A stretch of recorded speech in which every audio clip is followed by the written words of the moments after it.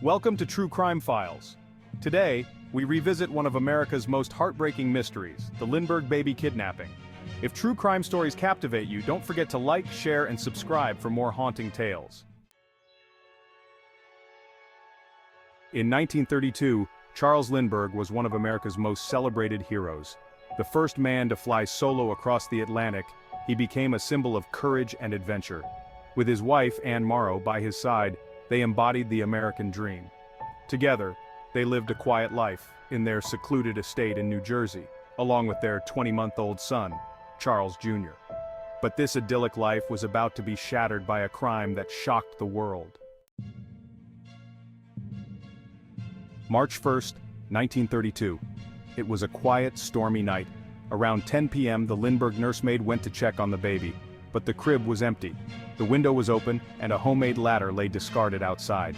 Little Charles Jr. had been taken. The kidnappers left a chilling clue, a ransom note demanding $50,000. Written in poor English, the note included strange symbols.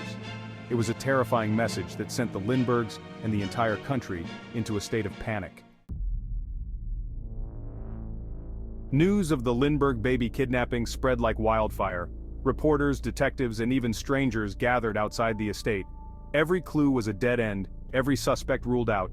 Days turned to weeks with no sign of the baby. The ransom note's cryptic handwriting puzzled investigators. They received additional ransom demands, each more urgent than the last. The Lindberghs paid, hoping for their son's safe return, but there was no word from the kidnappers. The silence was deafening, and hope began to fade. Then, on May 12, 1932, more than 2 months after the kidnapping, hope turned to heartbreak. A truck driver stumbled upon a child's body in the woods just miles from the Lindbergh estate. The child was badly decomposed, but was identified as Charles Jr. The nation mourned as one. For the Lindberghs, this was an unimaginable loss. Their beautiful boy was gone, taken from them by a faceless monster. The investigation dragged on for years. But in 1934 there was a breakthrough. A gas station attendant in New York received a $10 bill that matched the serial numbers from the ransom money. The bill led police to Bruno Richard Hauptmann, a German immigrant with a questionable past. Hauptmann denied any involvement, but police found more ransom bills in his home, as well as wood that matched the homemade ladder used in the kidnapping. Was this finally the face behind the crime?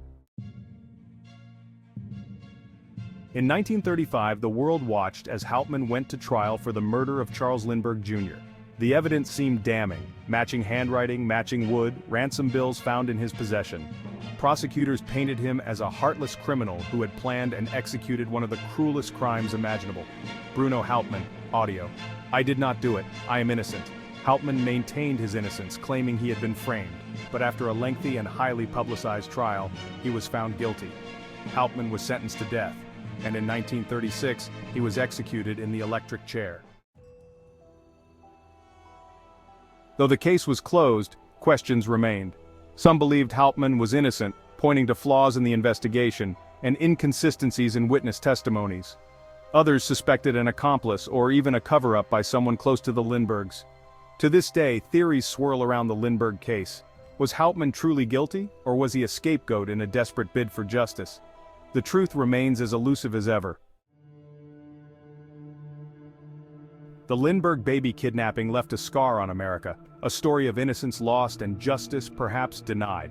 Though decades have passed, the tragic fate of Charles Jr. haunts us, reminding us that even the wealthy and powerful are not immune to life's darkest turns. Thank you for watching True Crime Files. If you found this story gripping, make sure to like, share, and subscribe for more stories that bring history's darkest mysteries to light.